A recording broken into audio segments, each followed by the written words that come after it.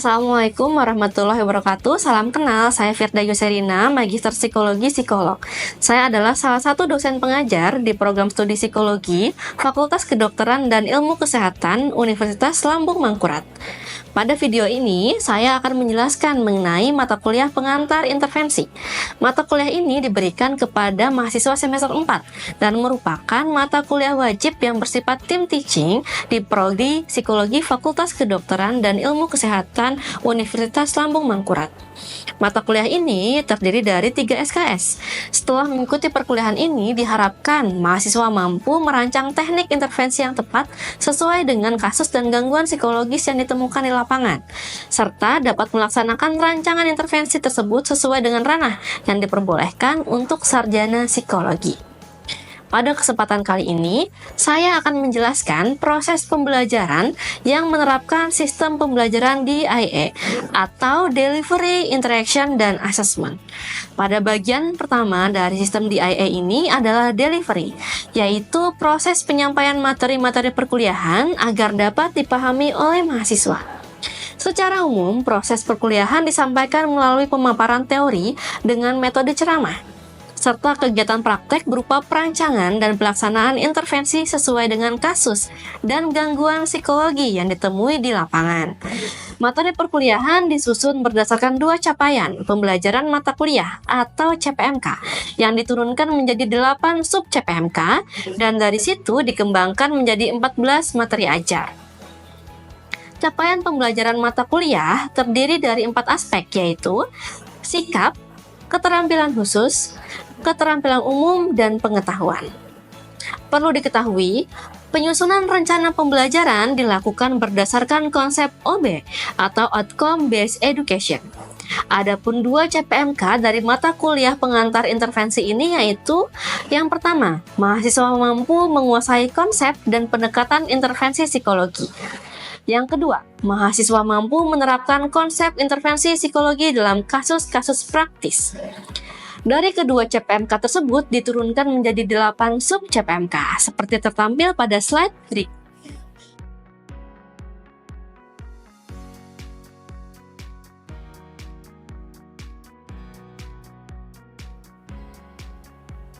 Adapun beberapa referensi yang digunakan dalam materi ini adalah sebagai berikut. Demikian penjelasan mengenai proses delivery dari sistem DIA. Selanjutnya, unsur kedua adalah interaction. Pada mata kuliah ini diterapkan pendekatan Student Learning Center atau SLC, sehingga mahasiswa menjadi pusat dari proses pembelajaran. 2 metode pembelajaran yang digunakan adalah yang pertama, pembelajaran interaktif. Dosen memberikan materi, kemudian mengajak mahasiswa untuk melakukan tanya jawab dan diskusi di akhir penyampaian materi.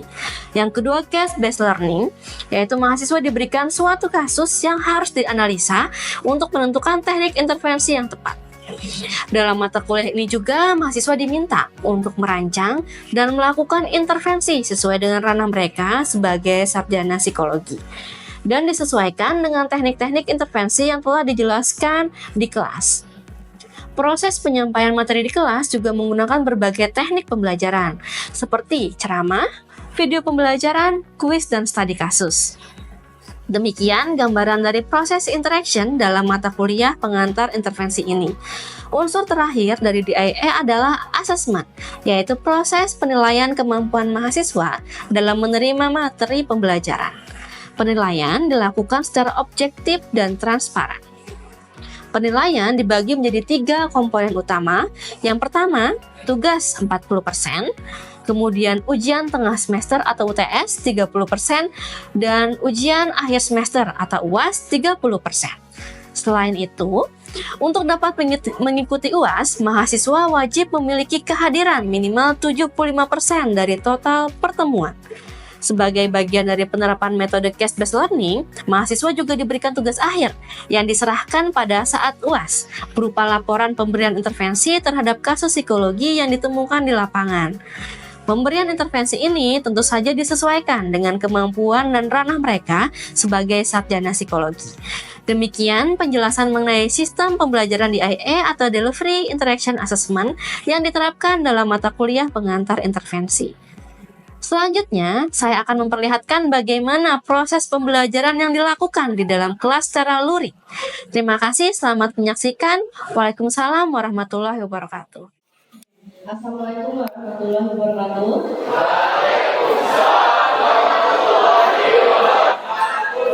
Oke, selamat siang teman-teman.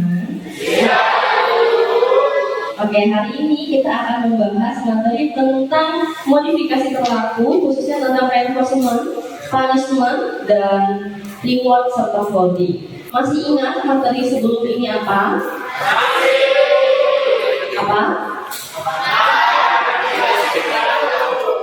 Oke, ini CPNK-nya adalah kalian diharapkan mampu menguasai konsep dan pendekatan intervensi psikologi, khususnya modifikasi perilaku.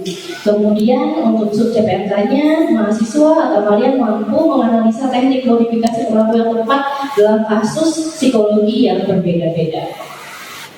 Next. Oke, kita akan mengingat kembali apa itu modifikasi perilaku. Modifikasi perilaku adalah proses perubahan perilaku menggunakan teknik-teknik tertentu. Nah, menurut Milton Berger, modifikasi perilaku ini menerapkan prinsip-prinsip belajar. Modifikasi perilaku ini bertujuan untuk meningkatkan perilaku yang diinginkan serta mengurangi perilaku yang tidak dikehendaki. Seperti itu. Next. Oke. Apa tujuan dari modifikasi perilaku? Tujuan dari modifikasi perilaku adalah meningkatkan kualitas hidup individu. Jadi, meningkatkan kualitas hidup individu dengan cara mengubah pola perilaku yang diinginkan menjadi perilaku yang lebih fungsional dan positif, serta merubah perilaku yang maladaptif menjadi lebih adaptif. Next. Oke, hari ini kita akan mempelajari 4 topik utama ini, yaitu reinforcement, punishment, reward, dan flooding. Ada yang pernah mendengar 4 teknik ini? Ada yang mau berbagi, menjelaskan tentang salah satu dari 4 teknik ini? Ya, silakan Reza. Terima kasih atas kesempatannya, Ibu. Kalau setahu saya, reinforcement itu penguatan, Ibu. Jadi istilahnya ketika kita ingin memunculkan suatu perilaku, kita itu dapat mengiming-imingi, Ibu.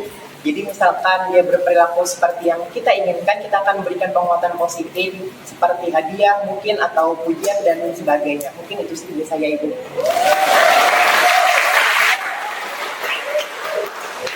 Oke. Kita lanjutkan benar dari kata Reza bahwa reinforcement itu adalah penguatan, di mana maksudnya penguatan adalah kita menguatkan perilaku yang ingin kita pertahankan atau perilaku positif yang mau dipertahankan, seperti itu. Next. Oke, kita akan bahas yang pertama, reinforcement.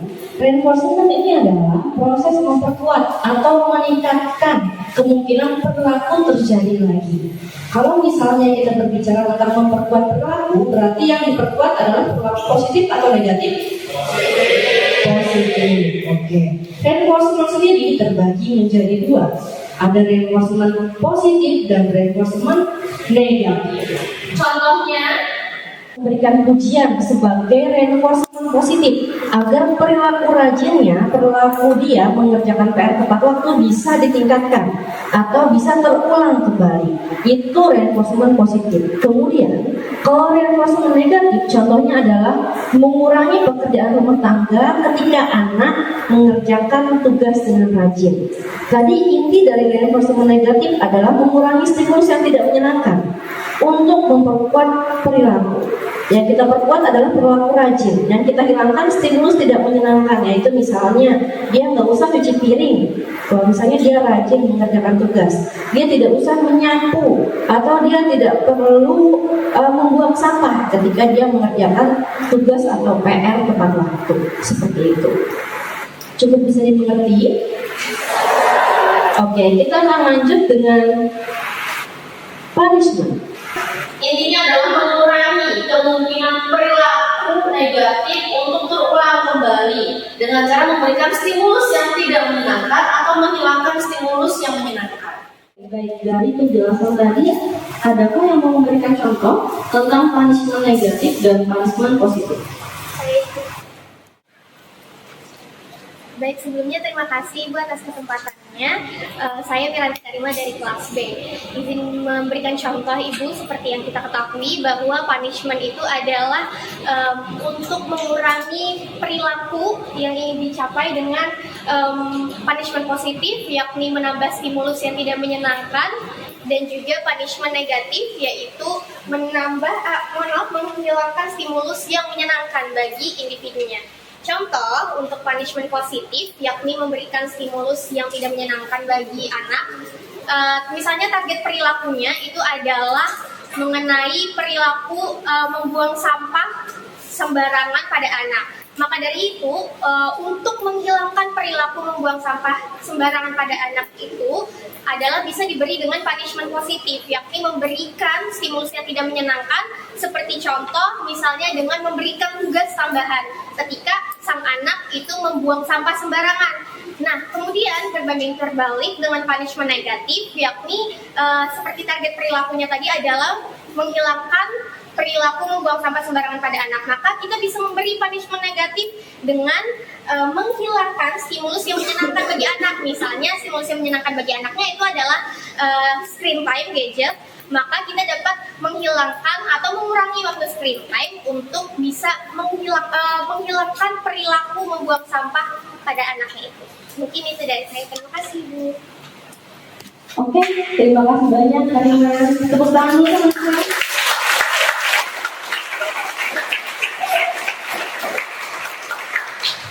Oke, untuk lebih jelasnya kita akan melihat video tentang perbedaan reinforcement dan punishment.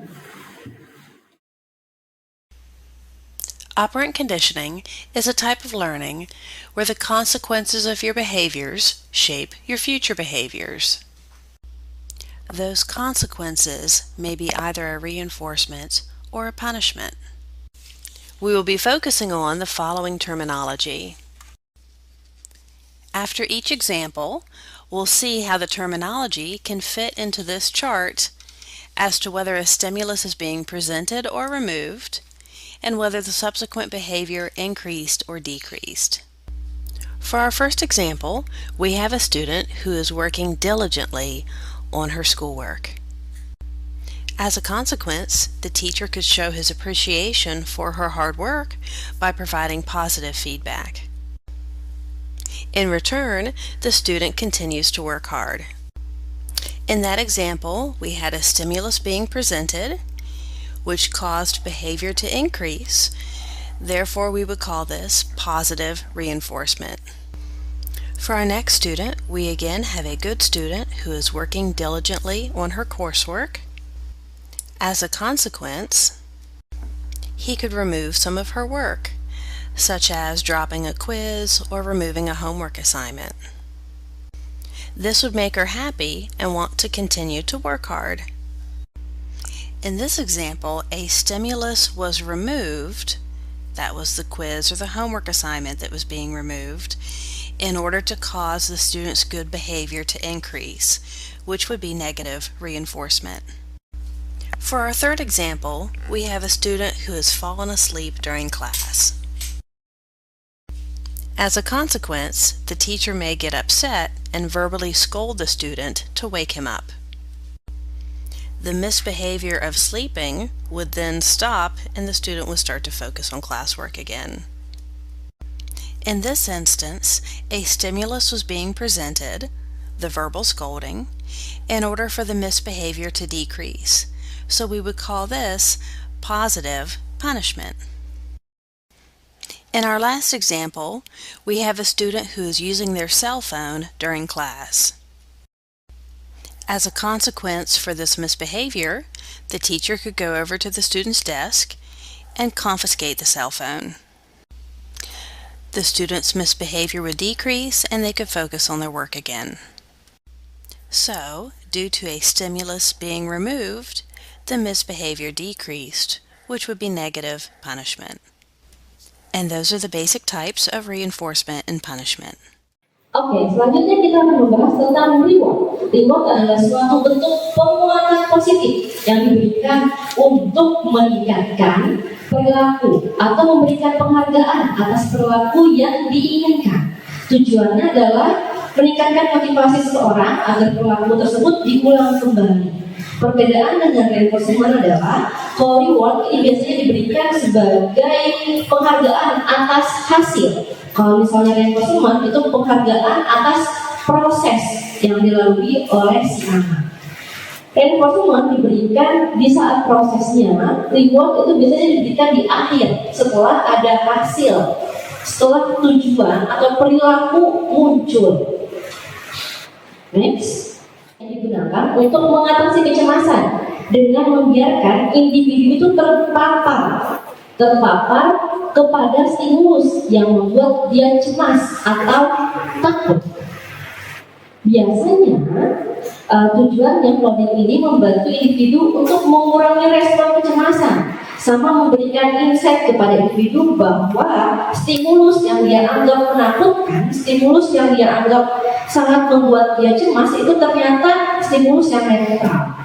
Misalnya, contohnya, ada orang yang fobia kucing yang sangat takut dengan kucing. Setiap dia melihat kucing, dia takut, dia cemas. Kita kasih kucing ke dia, disuruh pegang, dipertemukan sama si kucing. Dengan tujuan dia dapat insight, oh ternyata kucing itu nggak terlalu menakutkan ya. Kucing itu tidak berbahaya.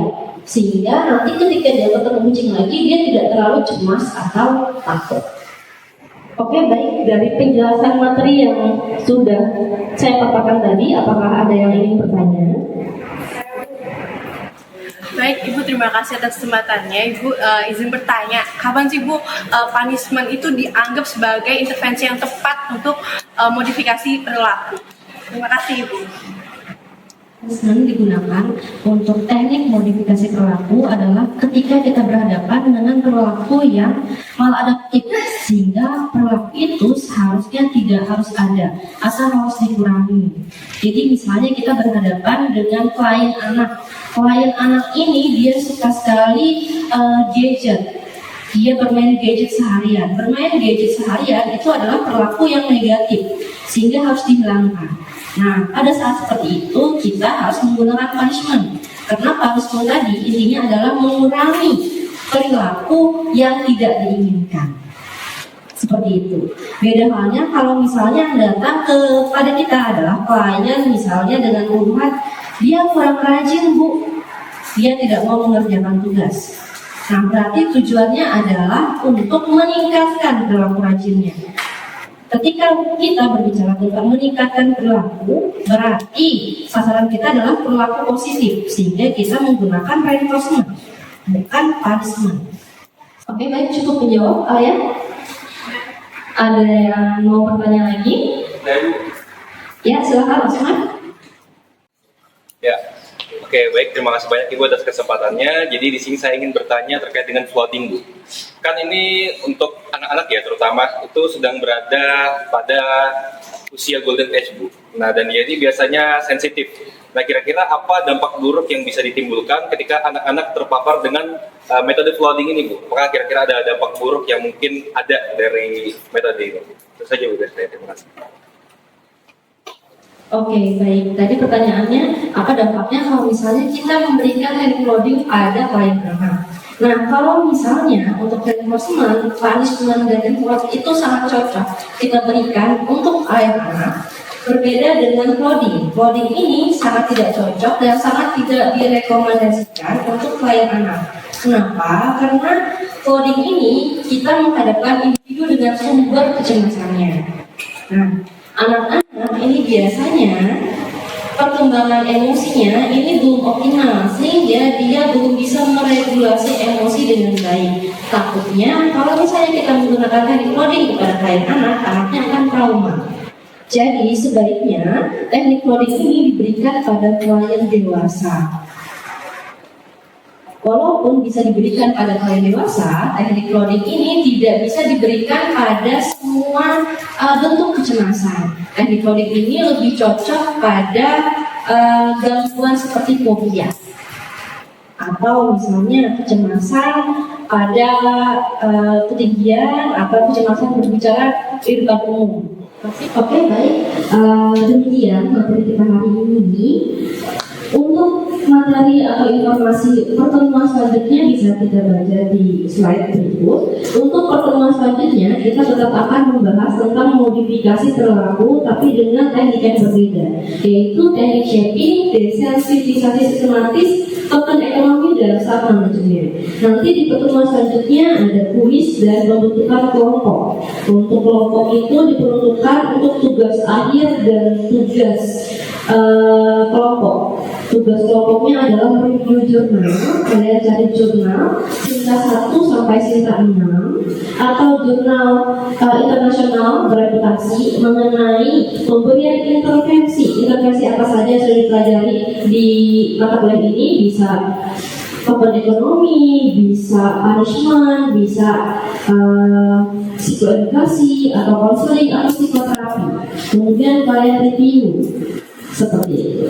Untuk teknis lebih jelasnya akan dijelaskan di pertemuan minggu depan. Terima kasih banyak teman-teman atas waktunya. Dengan demikian saya akhiri perkuliahan hari ini. Assalamualaikum warahmatullahi wabarakatuh.